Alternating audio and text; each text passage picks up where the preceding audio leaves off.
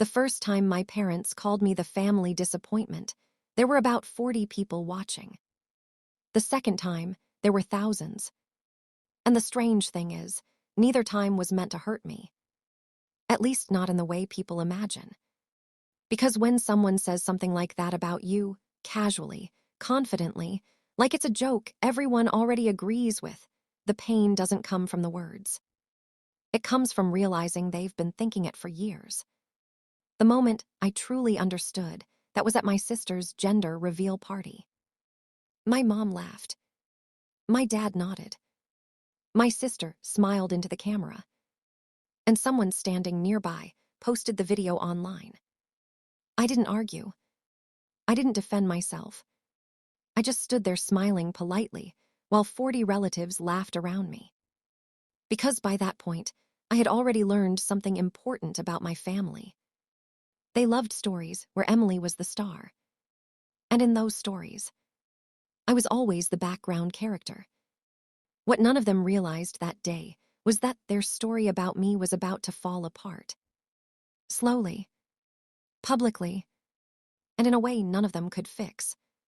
But the real irony, if they had just driven 2 hours to attend my wedding a month later, they would have seen it coming. Backstory. I grew up being compared to my sister. Emily was older by 3 years and had the kind of personality people immediately noticed. She was outgoing, funny, confident in a way that filled every room she walked into. Teachers adored her. Relatives bragged about her. My parents practically glowed when they talked about her. Emily was the kind of person who made life look exciting. I, on the other hand, was quieter. Not shy exactly. Just observant. While Emily thrived in crowds, I preferred listening. While she chased attention, I chased understanding. Numbers made sense to me. Patterns made sense to me. People were harder. My parents never quite knew what to do with that. Whenever relatives visited, they'd talk about Emily's accomplishments first. Her sports teams, her social life, her job promotions. Then eventually, someone would ask about me. And there would always be a small pause. Well, my mom would say carefully, Cindy's very independent. Which was family code for, we're not really sure what she's doing. The truth was, I built a quiet career consulting for struggling companies. Mostly startups. Mostly founders who had big ideas but messy finances. My job was simple. Figure out why their numbers didn't make sense before investors discovered the problem. It wasn't glamorous, but it taught me something important. People often confuse confidence with competence, and that mistake can be very expensive. Eventually, that career led me to Daniel. But before Daniel, there was Emily's gender reveal party. The gender reveal wasn't just a party. It was practically a production. Emily and her husband, Ryan, had moved to California a few years earlier for his startup. When she announced the pregnancy, my parents immediately began planning a trip to celebrate. Flights were booked. Hotels reserved. Relatives invited. It turned into a whole weekend event at a vineyard outside Napa. I remember arriving and thinking it looked more like a wedding than a baby announcement. There were decorations everywhere. Pink and blue balloons floating across the lawn. A photographer with multiple cameras. Someone filming with a drone. Emily stood in the middle of it, all wearing a white dress, glowing under the attention. Ryan walked around greeting people like he was hosting a product launch. At one point, he gathered everyone near the decorated stage where the reveal was going to happen. Someone started recording. Emily grabbed the microphone. And before they cut the cake to reveal the color inside, she started joking about the family. My parents are going to be amazing grandparents, she said. Everyone clapped. Then she pointed toward me with a grin. And Cindy, well, she'll probably teach the baby spreadsheets or something. People laughed. Ryan added, hey, at least someone in the family understands numbers. My mom laughed into the microphone. Cindy's always been our little disappointment when it comes to normal life. The crowd chuckled. My dad shrugged and said, "Every family has one." The camera caught everything. I remember the exact moment the laughter faded and people started turning back toward the cake. But the video didn't disappear. Someone posted it online later that night. Within a few days, half the extended family had seen it. Nobody thought much of it. It was just teasing. Family humor. Except it was. About 3 weeks after the gender reveal, I mailed out my wedding invitations. Daniel and I had been engaged quietly for a few months. We didn't want a huge ceremony. Just something small at a historic library about 2 hours from my parents' town. Close friends. A few colleagues. Family. The invitations were simple. Handwritten notes. Personal messages. My parents received theirs first. My mom called 2 days later. She sounded hesitant. "Cindy," she said carefully, "we've been talking about the wedding." That sentence alone told me everything. "What about it?" I asked. "Well, the drive is a little long." I actually thought she was joking. 2 hours. Your father's back hasn't been great lately. I stayed quiet. "And Emily is very pregnant now," she added. "We probably shouldn't travel." For a moment, I didn't say anything. Because the same people telling me a 2-hour drive was too much had flown across the country a month earlier for a party with colored cake. Finally, I said, "Okay." That seemed to surprise her. "You're not upset?" "No," I said honestly. Because at that point, something inside me had already shifted. It wasn't anger. It was understanding. My father got on the phone next. "You understand, right?" he asked. "Yes," I said. And I meant it. The morning of my wedding was calm. Sunlight came through the windows of the small hotel where I was getting ready. My friends moved around the room, helping with makeup and hair.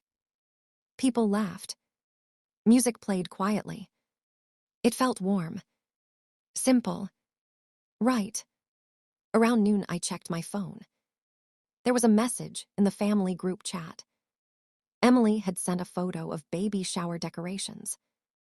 Pink ribbons. Cupcakes. Someone replied with heart emojis.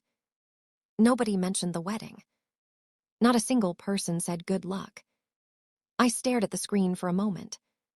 Then I set the phone down and turned it off. Lisa, one of my closest friends, noticed. "You okay?" she asked gently. I thought about it. And surprisingly, I was. Because by that point, the absence didn't feel like rejection anymore. It felt like confirmation. When the ceremony started, I walked down the aisle and looked around the room. Every seat that mattered was filled. Friends. Mentors. People who had supported me when things were difficult. And at the end of the aisle stood Daniel. Calm. Quiet. Watching me with that steady expression that made everything feel solid. He squeezed my hands when I reached him. And in that moment, something inside me settled. I realized something I hadn't fully understood before. You can spend years chasing approval from people who have already decided who you are. Or you can build a life that doesn't require it.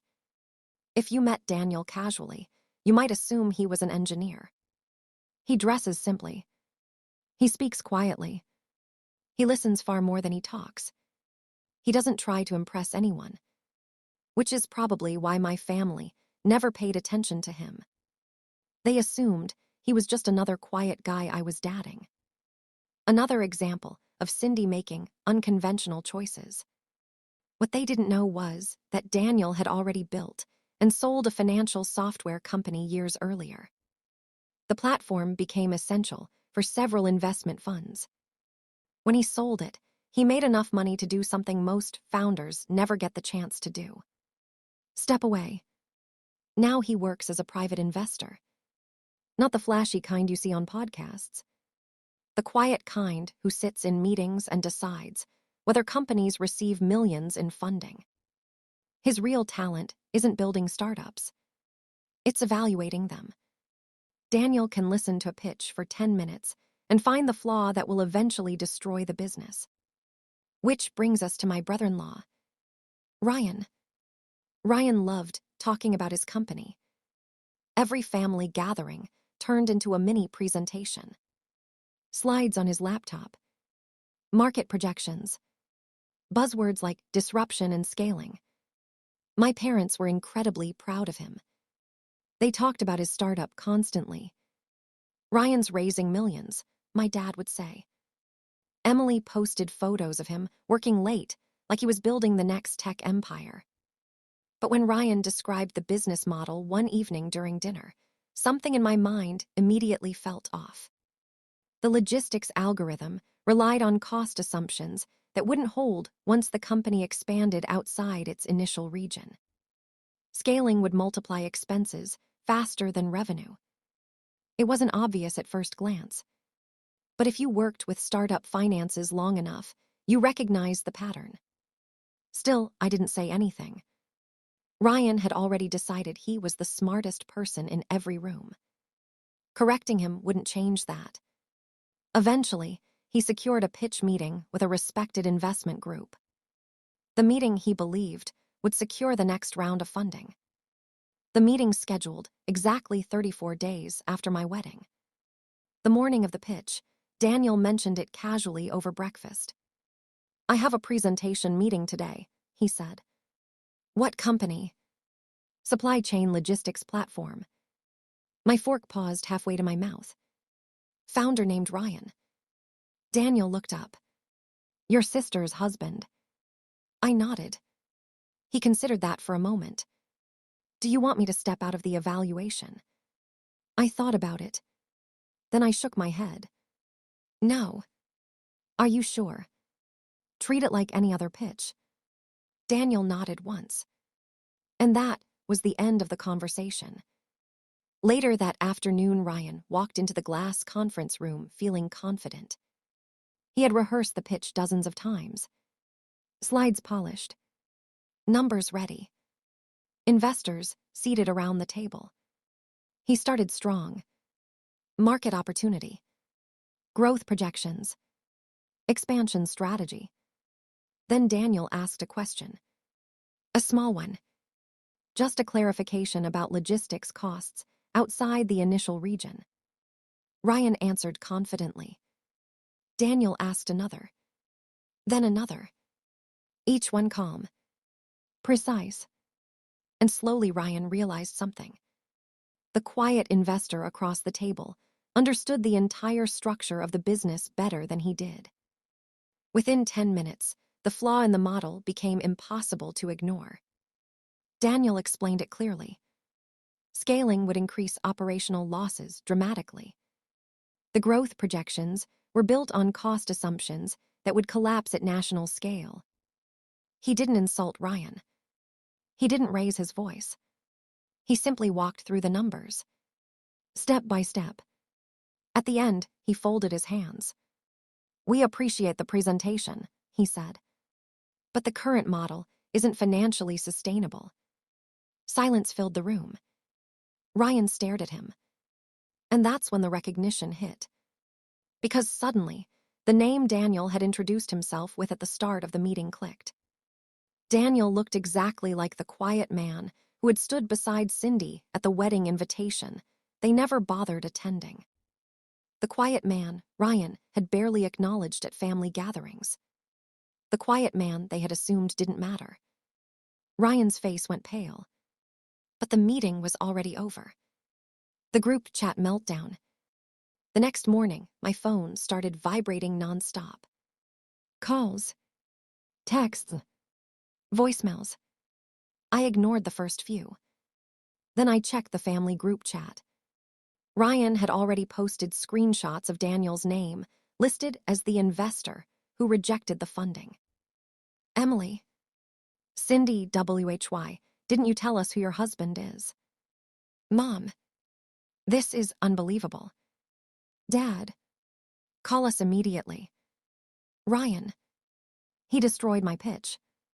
Emily. You need to talk to him. The messages kept coming. Panic. Anger. Desperation. 34 days of silence, suddenly replaced with urgency. Finally, my phone rang again. Mom.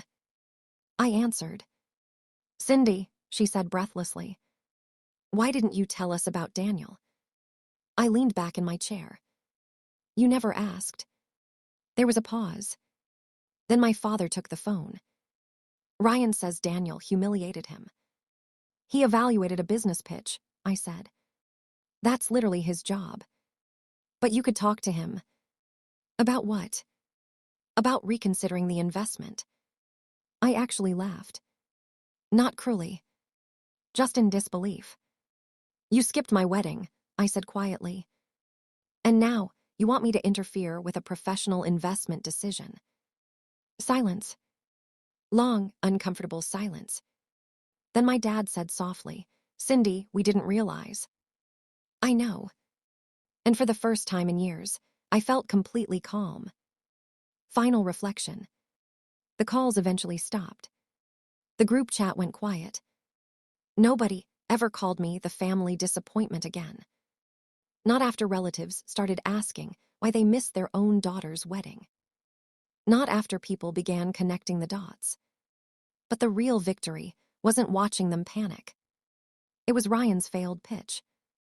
It wasn't the sudden respect they tried to show once they realized who Daniel was. The real victory was something simpler. Peace. The kind that comes when you stop trying to prove yourself to people who decided long ago that you didn't matter. Daniel once told me something I think about often. The strongest position in any negotiation, he said, is the ability to walk away. That's what I finally did with my family. Not angrily. Not dramatically. Just quietly. The same way Daniel ended that pitch meeting. Sometimes karma doesn't arrive with shouting. Sometimes it arrives in silence. In a conference room. In a moment of recognition. In the realization that the person you underestimated was the only one in the room who understood everything all along.